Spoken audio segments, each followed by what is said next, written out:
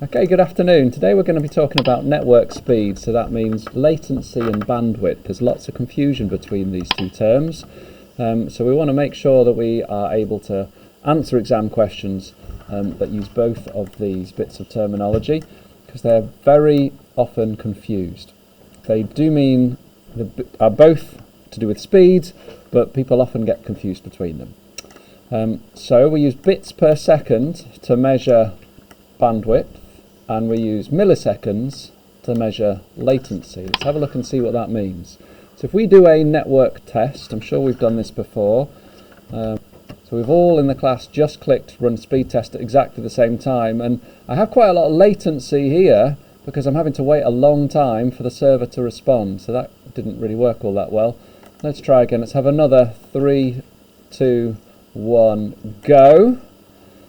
Still not working. I was hoping it would be less than the 400 megabits per second that we had before, but I wasn't expecting it to be this low. Normally when we do a speed test, oh there we go, high demand. Let's try a different speed test. Normally we'd expect it to be able to measure the maximum amount of bits per second that it can transmit. But yeah, it's not working very well. Let's carry on. So speed can be measured both in terms of how many bits per second and how long you've got to wait for those bits to start arriving. That's what we mean by bandwidth and latency. Bandwidth is the maximum number of bits per second that can arrive, and latency is how long you've got to wait before those bits start coming back to you. So that's just putting it in its own words. You will have seen ping or latency or delay when you're playing first-person shooter games. The lower the ping, as in 6 milliseconds instead of 60 milliseconds, is better. Why? Because if you're playing a game and you move your mouse, you want the gun to point immediately at the monster that you're shooting. If you have a high latency, you move your mouse and then a second later the screen updates. You don't want that at all. So this is to do with delay. Bandwidth.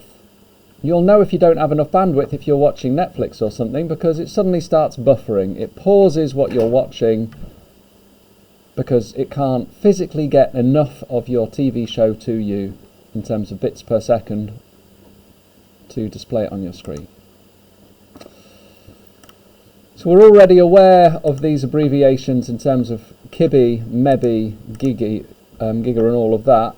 Thankfully, when it comes to speeds, we use powers of 10 rather than powers of 2, so we can actually talk about kilo, mega and giga here. So this is not a ki for kibi, this is just a capital K for kilo. So by the end of today's lesson, we want to be able to answer all of these types of questions, as in how long is it going to take to download a file. This is gigabytes over 54 megabits per second. We'll work through this in a mo.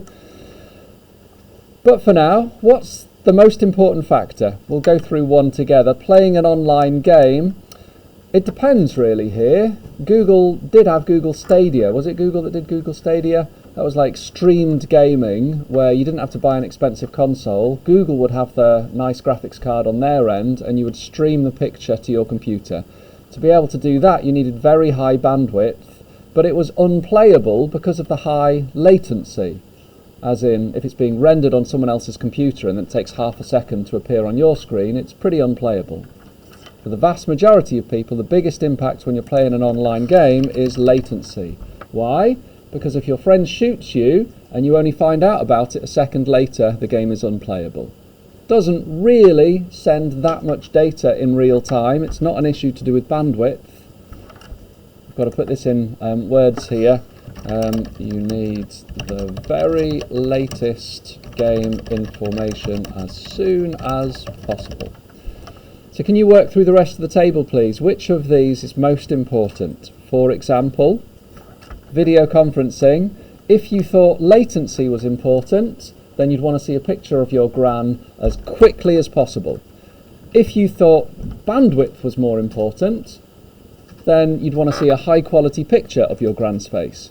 doesn't really matter if you're seeing what your gran looked like a second ago, as long as you can see a high quality video. So we've talked through most of these. There's no real right or wrong answer. The important thing, the way you get the marks, is for your reason. For example, we've said how it could be both of these. I'm going to say bandwidth because if the page contained lots of pictures or videos, you want them to download as quickly as possible. Fab. Alright, the important thing is writing your reasons. Remember, latency is how long you've got to wait before you start receiving them. Bandwidth is how quickly they arrive once they start arriving. So let's talk about a worked example here. You know, in physics, in science, there's a relationship between speed, distance and time. So speed equals distance divided by time. You're happy with that, aren't you? You've seen that since probably primary school.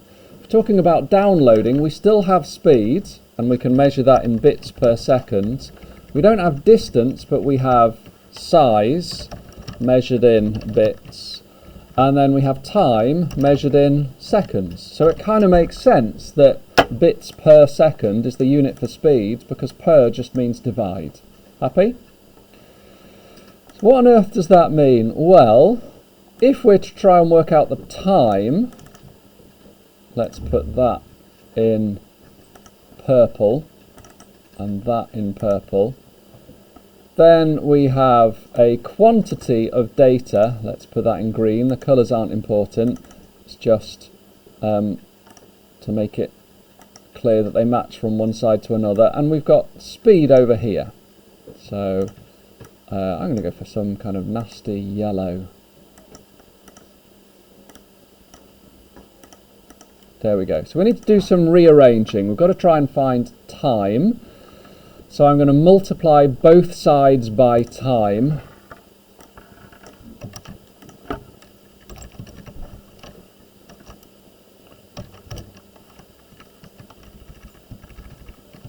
So if I multiply both sides by time, I can cancel time over here, so there's no division anymore. Time in seconds. And then I want time by itself, so I need to divide both sides by speed. So I'm going to cancel on that side and divide over there. Just rearranging the equation. Yeah, you've done that in maths a lot. So now we can plug the numbers in. As long as we use the right units, we'll be okay. So the size is 22 gigabytes. So notice here that that is a capital B. A lowercase b means bits, and a capital B means bytes. Remember that. Lowercase b means bits, capital B means bytes. So how do we convert into bits? Well, we've got to multiply by 8, because there are 8 bits in every byte. But it's not one byte, it's a gigabyte. And remember, kick my granny to pieces.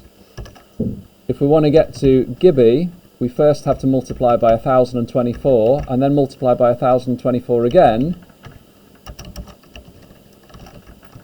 So keyboard shortcut Control Shift and equals to add that superscript. Control Shift equals. So that's the size. All of that needs to be divided by the speed. So the speed is a lowercase b, and that's deliberate. That means bits per second. So what is 54 megabits per second? Well, it's 54 megabits. So we've got to times by 1,000. Notice it's different. It's not 1024 anymore. For speed, we're dealing with powers of 10. For capacity, we're dealing with powers of 2.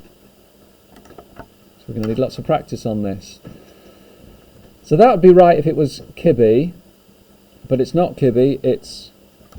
Sorry, that would be right if it was killer. It's not killer, it's mega, so it's squared. So there's just one mistake on my screen. Have you noticed it?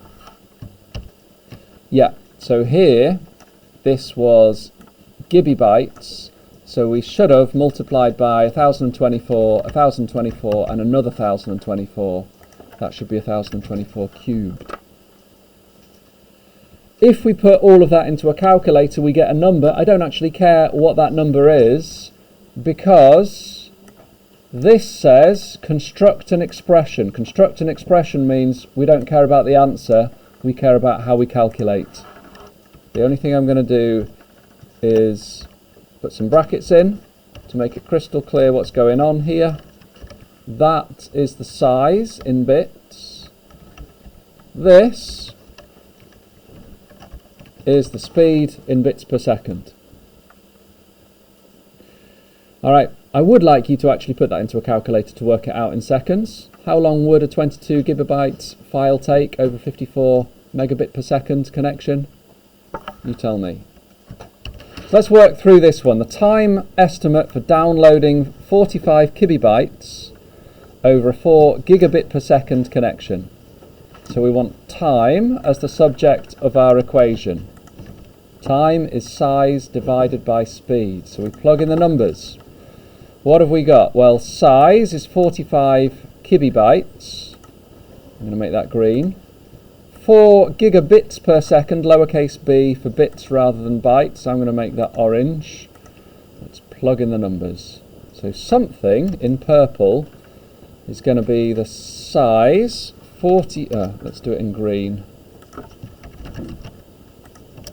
45 times 1024 squared, because it's kibby, divided by our speed, which is 4 gigabits per second. So kilo, mega, giga to the power of 3. I'm going to leave you to do these two.